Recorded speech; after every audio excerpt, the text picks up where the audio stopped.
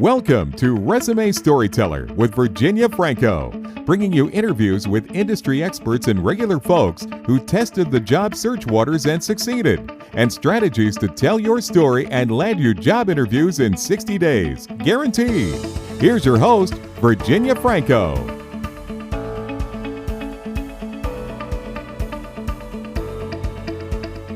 Hey guys, I have with me Meg Applegate. She is a job search coach, resume and LinkedIn profile writer. I have known her now for a couple of years, but let me introduce her to you. She is a certified professional resume writer and a job search strategist. She connects high-achieving women nationwide to career advancement. She was named, I think it was last year, a top expert to follow on LinkedIn by JobScan.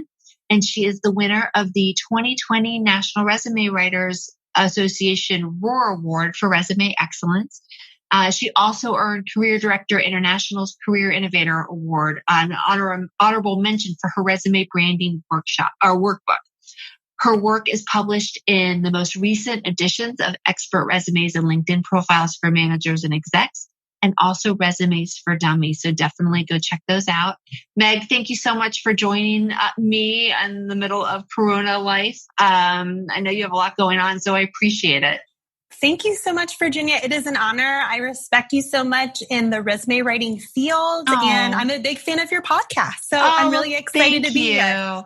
So you heard me give a quick overview of what you have accomplished, but tell me how you got into this.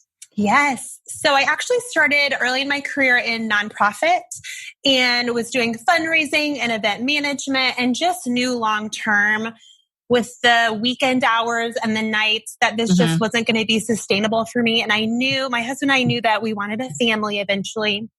So I quickly pivoted to higher education. And to do that, I got my graduate degree. And in my first semester, I enrolled just by chance out of the electives that were available in a career counseling class. And I fell hard. I loved it. Really? Okay. Yeah. And even at that point, I thought, oh, maybe I'm in the wrong degree program. I need to be a counselor. But at that point, it's too late. You're like, I've already got the school bills for this degree. So totally. Yes. So in that class, my wheels were kind of turning, like maybe I could own my own shingle one day. So I did continue with my degree. I worked in the university setting with undergraduates in academic and career development offices. Fast forward about a few years, 3 kids later, I had worked full-time, part-time with kids. And then once I had my son, my third, basically all the cards in our life kind of got thrown up, kind of like a lot of what's happening to people today, right? Like you have to reevaluate your priorities and making critical career decisions. And so that kind of happened to us about 4 years ago. And so my salary basically would be equaling our daycare. And so that's what drove me. I hear you. Yeah. So we had lost our in-home daycare provider that we loved. My husband was moving into a different job. And so we just had to make these decisions. And I remember as I was considering what to do, I was calling daycare places and people would laugh at me because I had 3 kids, 4 and under. I had an infant that would be going at like 8 weeks, and they were like, no way can we find you a spot. So that really kind of sealed the deal that, I'm going to take a season to raise my kids. And in between the play dates and the diaper changing and sweeping the floor and all that, I started dreaming up what is now Hinge Resume Collaborative. So I had never heard of professional resume writing as an industry until I got connected with a professional resume writer. And I've nerdily always loved writing my resume, and even like applying for jobs to me was exciting. Like just like the possibilities of it all, I really loved. So when that came across my view, I was like, yes, I could do this. Perfect. And it really worked with that season of my life because I was working in nap times and evenings, and I'd wake up really early on Saturday mornings and go to my neighborhood Starbucks while my kids were watching cartoons and kind of nail out a few things. So that's how I got here and started. I love that. And so many people in our industry are career changers by necessity, which I think makes us sort of really well suited to help people that are trying to do the same thing. I mean, sometimes the circumstances are different, but we all get it because we've been there. Yes. No one went to school thinking I'm going to be a professional resume writer. It evolved or they landed on it sort of by happenstance. Totally. And I think that's really common for women too, the different seasons that we have in our life. I know I felt a lot of pressure in college. Like I have to have it all figured out.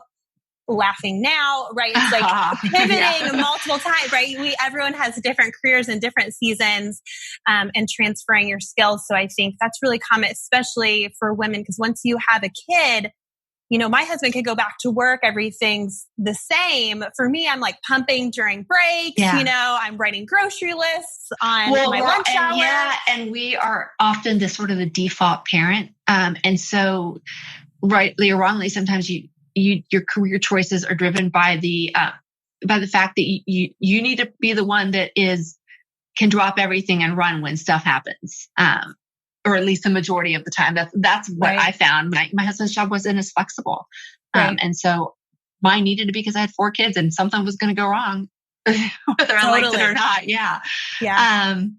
So. You work with a variety of career seekers, but I love the work that you're doing with women. Are there a couple of challenges that you see women facing that are testing the job search waters or making a career change right now? Yeah, well, I think I would be remiss if I didn't bring up COVID-19 and the situation that we're in. I mean, women more so are affected just because of the industries as far as unemployment that are being, right? The retail, hospitality, tourism, a lot of women work in those sectors. But I also think too, kind of what we were talking about, the mental load. So of caring, even if your kids are in school, you're not having to homeschool them or supervise e-learning, that mental load of the to-do list that's keeping and running in your head, as we just talked about, is as the emperor of your household, right? Yes, is so much worse than it was before, which was even an issue before. And I recently read a health survey that said like over half of women would say that COVID-19 has negatively impacted their mental health. So I think that is a big consideration, but I also think time. So a lot of women are downshifting, they're quitting their jobs potentially. They're making very critical career decisions based on the circumstances around them. You're right. And that the e-learning piece and the health piece, there's just, and that mental checklist that's the way a lot of women's minds work. And so they can't turn it off. Right. I don't think we're good at compartmentalizing that way. No. So I think that's right now is a big challenge for women. So because of our circumstances, that is really weighing women down and also causing changes in their career. But generally speaking, I would say with the clients that I work with, like confidence and knowing your self-worth is really generally an issue, like a return to work mom, for example, or even parent. But since we're speaking towards women today, and I think we do this when we're working too. We take on the attributes of what we do for a living to define who we are, and we blur that boundary very easily. So I think when you've been out of the job market for a bit, that confidence of stepping back in, of who you are and your skills and what you have to offer, it's hard to get back there and speak confidently about yourself. Or even if you're working now and you're making a pivot or you want to level up your career, you can get swallowed by your job duties and not see your unique contributions and what you bring to the table. And in a job search, you have to be able to do that, right? Yeah. So you're saying we have a hard time. We have a hard time differentiating what we do from who we are. Right. And you've heard this really stat, right? That, women for a job ad, for example, they want to meet 100% of the qualifications. So and men are like, 60, 70, 60%, I'm good. Yeah. Right. Or that probably the middle of that would be generally the recommendation. So I think that also leads into that expertise trap. Like high achieving women really have a perfectionist bent towards them, I would say. Yeah. And so a lot of leveling up your career too is like, I want to master this position flawlessly, right? I want to be able to do this so well that people are just going to notice me and it's going to happen well, I do agree that you have to do your job excellently. You also have to get to know people. They have to trust you. You have to show that you can contribute at a higher level rather than just kind of getting into that expertise trap of I have to know this to be able to move up the next rung or to the next and you're area. right. And until they feel like they've mastered it, they don't feel like they can claim proficiency. Exactly. And you get stuck. Yeah. No, that's very true. Well, and men are different about that. They are more willing to not wing it, but they say, you know what, I mastered the majority of it. Right. I'm good enough to go. And right. Or seeing the transferability, I think. That's even right. Yeah. in talking with a woman recently, she's like, the job posting said a certain amount of teams that she's managed. She's like, well, I haven't managed that high of number. But I'm like, but you've managed teams before. So you can just talk through how you would do that. And even that was a stumbling block. Right. Like, well, I haven't met that criteria. So how can I apply for that? So I think it's a mind shift, a mindset shift, and a confidence thing too. Yeah, no, I agree with that. And men are willing to say, well, I don't need that because I've got this, or this is, again, it's close enough, which I think is a wonderful trait. I agree. What is it that you find that your clients are most surprised by when they are beginning job search or once they're in it? I think, well, a lot, I'm sure you get this a lot, Virginia, is I have people come to me and say, I just need a general resume, a quick update. And I think people are surprised about the work that you need to do before the actual job search and resume writing process. And we live in an immediate gratification culture, right? Oh, I just need this key component. I'm on my way. But you really need to be able to do that inner work beforehand, right? Answer kind of the what, where, why, and how. What roles are you targeting? Where do you want to work? What kind of environment do you flourish in? What do you need out of your work? You really have to be able to answer those questions first to be able to have an effective job search and a top performing resume, because otherwise you're going to be floundering. You're not going to be knowing where you're going. You need kind of to build that map or those guideposts to then have that strategic kind of step-by-step plan of where you're going and what you need to do. Well, and I know I do speak with a lot of women that aren't necessarily clients, just women I know where they have taken many years off and they are eager to get back, but they know they can't go back to what they did originally, but they want to cast a wide net because like, well, I could maybe do this or I could maybe do that. And not recognizing that when you say, I need a quick update or a general resume, you've created something that's so diluted that nobody knows where to put you. Totally. Yeah. And I really love what Madeline Mann says, her little catchphrase of you need a soul search before you job search. I think that's so essential.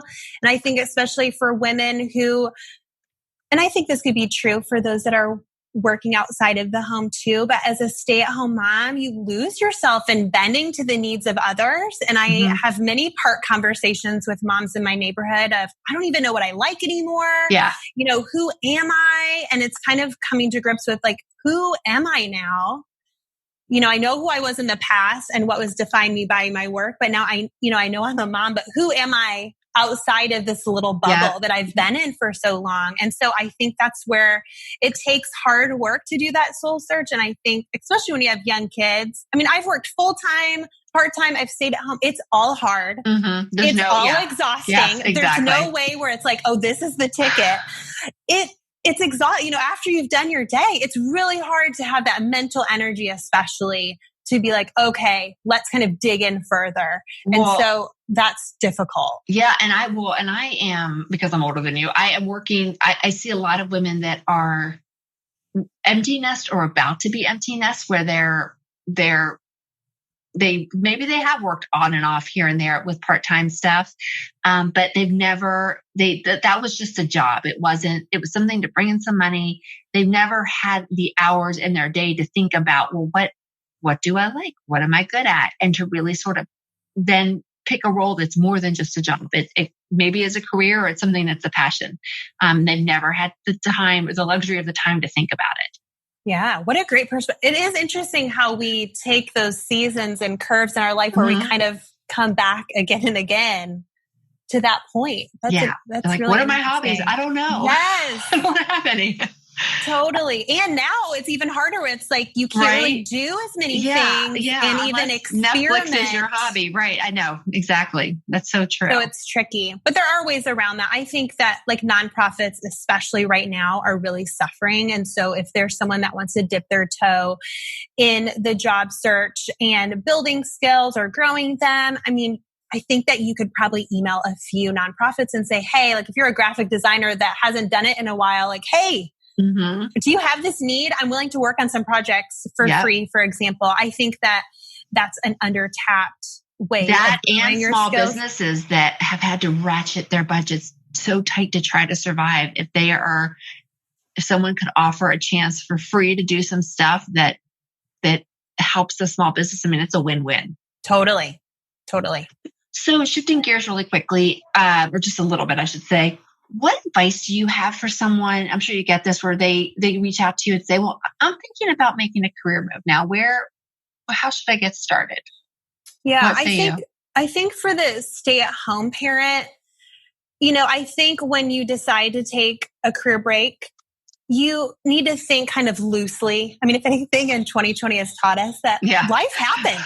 Yeah, it's out of our control. Are going to come. That's true. Yeah, to just have a loose general sense of like, hey, I want to stay at home for 1 year or 5 or 10 or whatever it is. But I think that having kind of somewhat of that loose plan that can then indicate towards the end, potentially that you're sensing of this gap of stepping back into the job search is to really use and grow your skills where your feet are planted. I know I mentioned like, hey, reach out to nonprofits. I feel like women are burdened of like, I can't do one more thing. Yeah.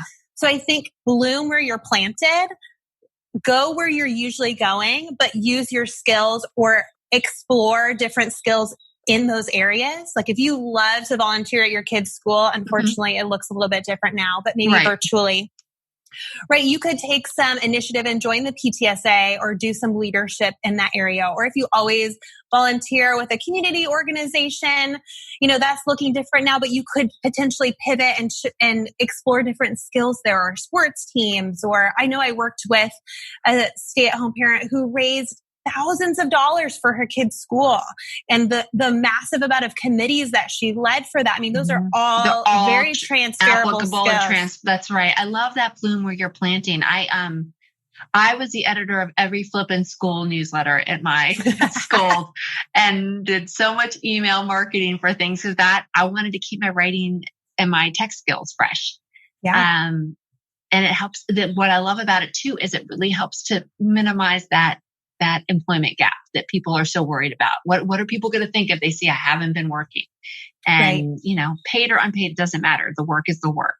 Right. And I think too, it gives you something of your own, True. to kind of, that's what I loved about starting my own resume writing business of like, this was my own kind of mental stimulation, at first of like, oh, I really love this. And this is exciting to me. And it made me become a better mom because I was honing my skills in these different areas. Yeah. Oh no, I love that. I did just read a Forbes article this morning that said that 73% of hiring managers are turning to and hiring freelancers during the pandemic. So I know women especially are, really starting side hustles, starting their own gig. And that is also a way too, to then pivot to the market essentially. Yeah. And even I feel like the connectivity and the willingness of more companies to go virtual has really opened up some doors that just really weren't open before. Yes. Which could work to people's advantage.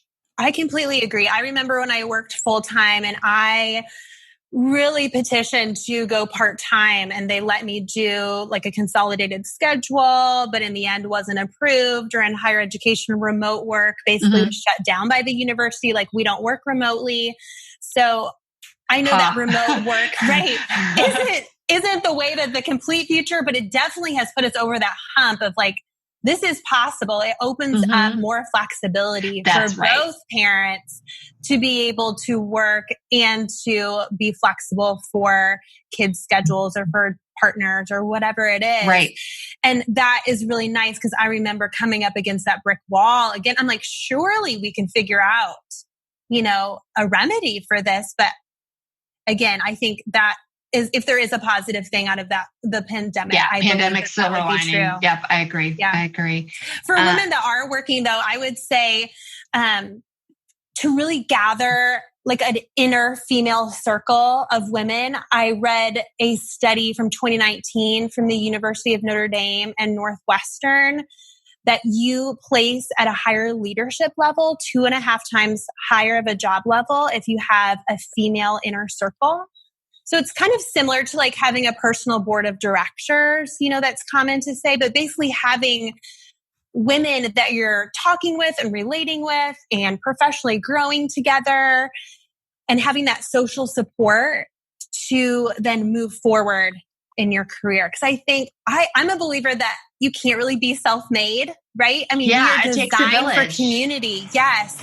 And so I think rallying a group of women together, and obviously men are great allies in sponsorship programs. I'm not saying that. I'm just saying you need to have a group of people that you're coming together with and can grow together, keep each other accountable. That is so 2.5 times higher when they have a professional social circle. That includes that's made of women. Female dominated. Yeah. So I think they surveyed their graduate programs. So it would be MBA candidates essentially.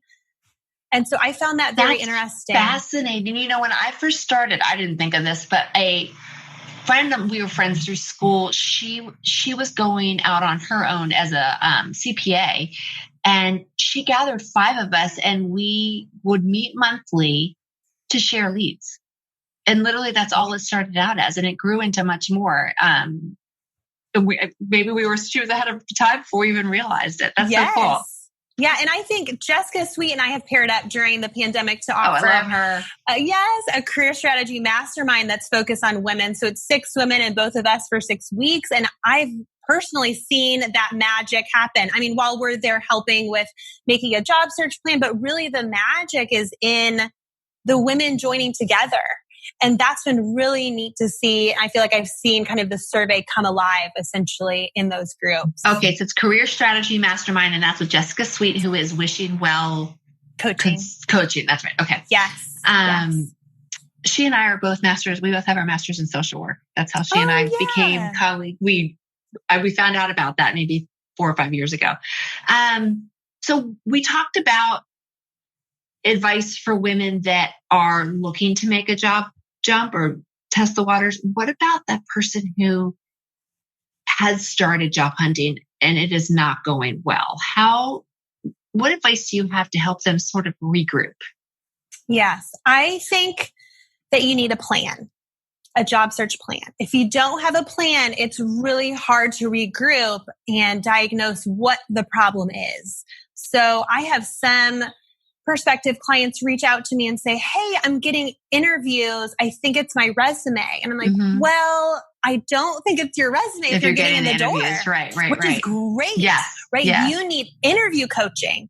So I think that you really need to have a plan. So then that way you can kind of run a diagnostic test on what the issue may be. So, and I think a lot of people are missing that piece where they're like, hey, I'm doing, whether they realize it or not, kind of doing it the old school way of looking through the newspaper for what's open. That's basically that's what job boards are. Right.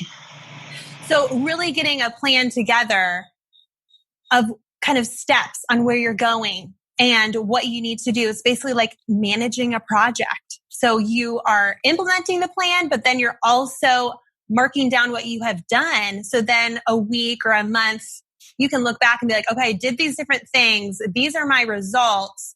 What can I do differently, essentially?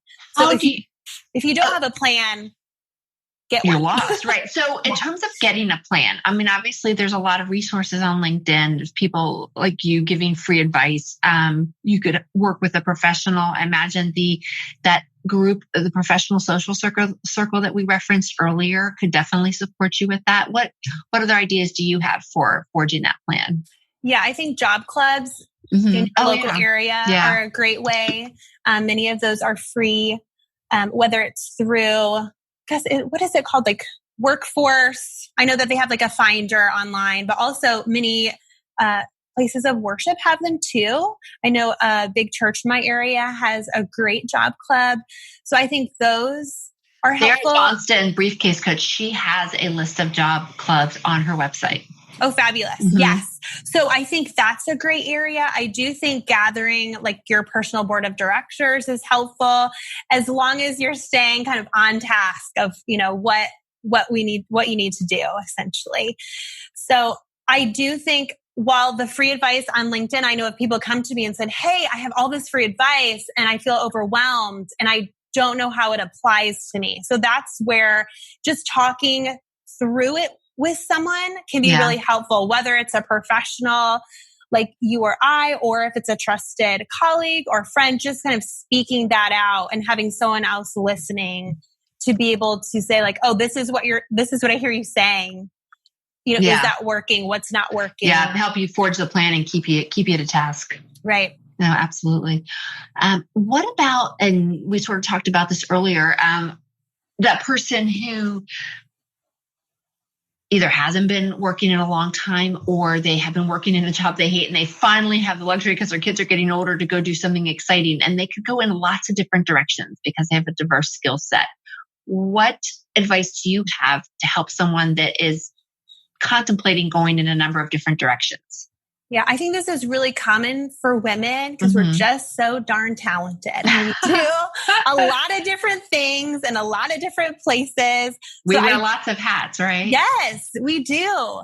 And so I think it comes down to prioritizing your focus. So knowing what you value, right? You're not going to get all your values met out of your employment. It's just not possible.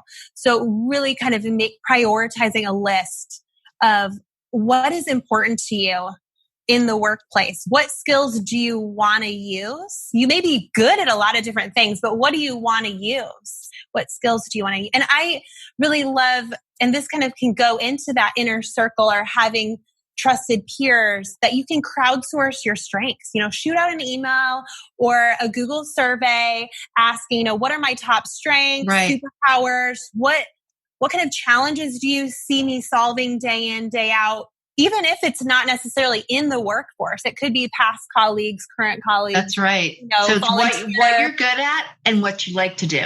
And then obviously what the market will pay for. Exactly. So I think overlaying that with the market then gives you a pretty good idea. So I would say focus on 1 to 3 target roles, 1 to 3 industries, and that will give you a pretty good focus on kind of where to go next. Yeah, I think that's a really good point. Because when you try to, a lot of people, and I'm sure you see this, they feel that the misnomer is, let me just put everything out there and someone will read it and figure out how I'm a great fit. It doesn't work that way. People are looking to match what they need against what you offer, and they're not going to do the digging unless you're connecting the dots for them and it bubbles up to the top of the page. Totally. And it's a lot of work to connect the dots. That's why we don't want to do it. It is. Exactly. That's why we're like, hey, can someone else figure this out? That would be great. So I think if we can do that ourselves, and I think that can also happen as you're starting the search, because the more people you're talking to, the more information you're learning about companies or the industry or the role in that company. And then you can kind of, as long as you have a general direction, then you're thinking, okay, I'm seeing these different themes or trends or salaries in this area.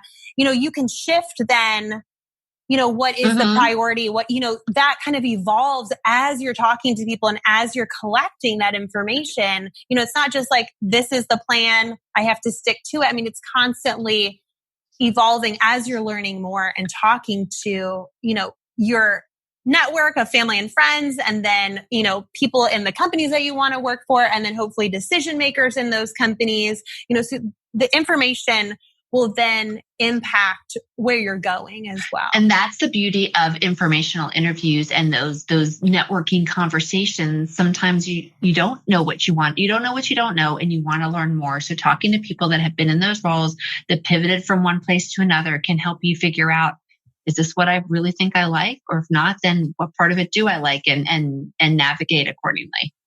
Yeah. And I think people can be very intimidated by some people would say this icky word of networking, but it's really just having meaningful conversations with people. It's talking. Absolutely. Yeah. I worked with a woman. It's probably been, we've been working together for years, but when she was first going back, she's like, I know this sounds woo-woo, but I would have coffee with people. And she said, I would just sort of listen to my gut at the end. And if I like part of it, then I would then talk to another person based on the part of the conversation that got me excited. And she navigated into a totally different role that was not on her radar as a result. That's awesome. Yeah.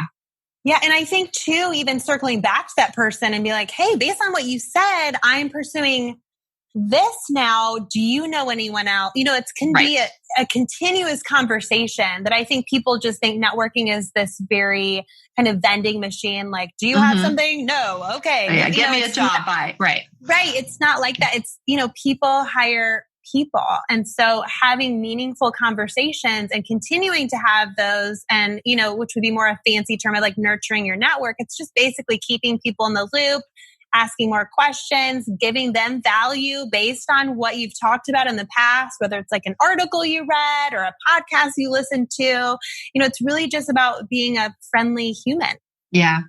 And I do feel like as women, our networks are much greater than we initially give ourselves credit for. If you think about the parent, the sister of the parent that's sitting next to you at a soccer field, or that sort of 6 degree of separation. There's a lot of people that we come in touch with, or come in contact with outside of this professional space that make up our network. Yes. And I've heard a lot of stories of, I got connected to this person on the soccer field or, wherever they were, because they were present with where they were, blooming where they were planted and being present. And I think just being willing to talk to people about your job search, people are scared to do that. But I think that's one of the key ingredients of a job search. Obviously, if you're employed, you have to be a little bit more intentional with that. But you need to talk to people about what you're looking for and what you want, and asking them questions. That's how you're going to, I think, feel more content in the role that you do find. I agree. And then along the way, you're fostering and nurturing your network. Exactly. Yeah. So this is one of my sort of favorite questions to ask. Is there something that drives you just really nuts when it comes to mishaps that you see job seekers making? You just wish that there's one thing I could tell you, please don't do this. What would that be? Well, I would say for me, what drives me nuts, maybe not necessarily a mishap, but it's just women not knowing their value. I mean, it's just, I speak with amazing men and women that are awesome and they don't know it. I mean, I'll deliver their resume and they're like, wow, this is incredible. And I'm like, oh, this is you. This is you. Like, you gave me great material. This is you. Like, you are awesome. And so that, to me, I know that when I'm asking them questions about their unique contributions in the workplace, I get a lot of like, oh, well, that was part of a team. Right. They downplay their contribution. Right. Yes. And I'm like, oh, no. What did you do on the team? Wait, what was the result? I'm constantly pushing that. And they're like, okay, I see what you mean. Like, we will obviously say it was part of a team, but you were part of the team and got that result. And it's just so interesting to me that they can't own that. I hear that a lot too. It's sort of a little bit of imposter syndrome. And I always feel like whatever I write, make sure there's nothing that isn't factual in what I wrote. Totally. We're not going to exaggerate, but if this is true and you can speak to it, then you're not bragging. You're not speaking out of turn. You're just stating the data. You're right. You're stating the data. You're controlling the narrative. You're in a way that shows your value. What about discrimination?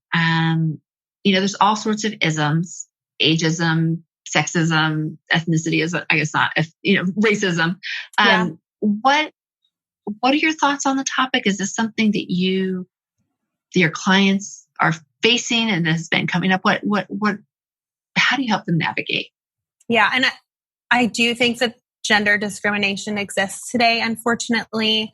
Me too. And I think with resume writing, you and I both read the NRWA conference where that Cheryl Milnick, it was all about bias. Yeah, it was fascinating. Was talking about the Simon and Susan. So basically the same resume, but Simon was over, I think it was like 62%, something like that, was asked for an interview more of the time. Just by virtue of the name, right? And we as women use language that maybe doesn't help us. We'll ask for versus, we'll say, please consider me for this role versus I'm looking forward to next steps. Right. The confidence level isn't there.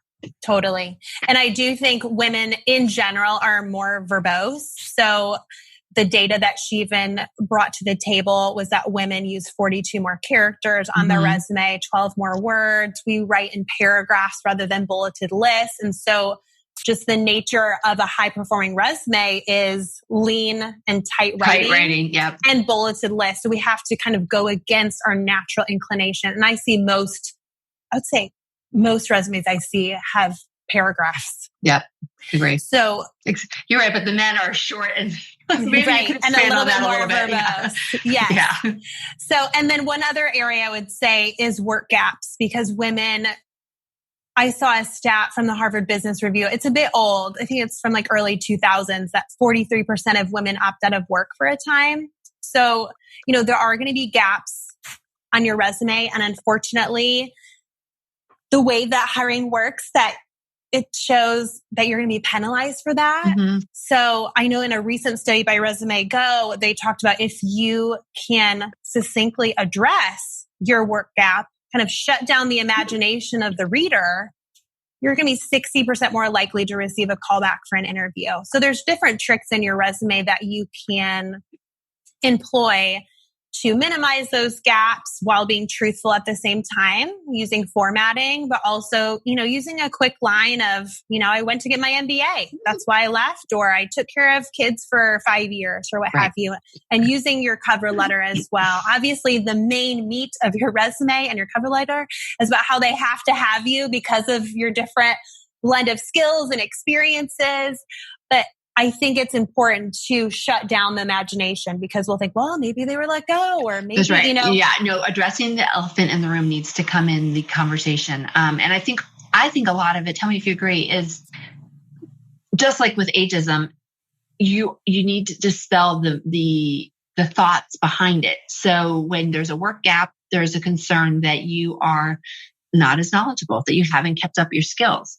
So whatever you can do to show that that's not the case, then you're just taking that off the table. Right. And I think too, having, instead of a work experience section, having a relevant experience section is an easy fix for that. Mm-hmm. That's right. Right. Of showing how you've bloomed, where you've been planted, and how you've taken leadership roles and grown your skills or pursued further education, for example.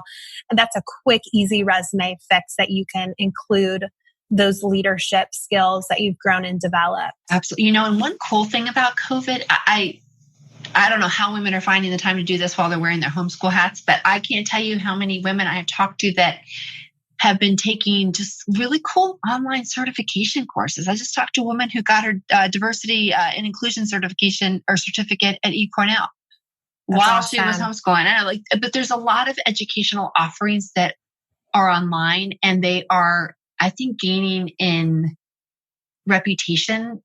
I think the fact, 10 years ago, if it wasn't from a brick and mortar school, it was sort of relegated to a lower tier. I don't think that's the case anymore. And there's lots of very cool learnings out there for free, low budget, that will show that you're keeping up that knowledge base. I agree. And working in higher education in the past, I'm intrigued to see how they will pivot in the future with online courses. Mm-hmm. And I know that they've done a little bit of that, but even more so now of just the need.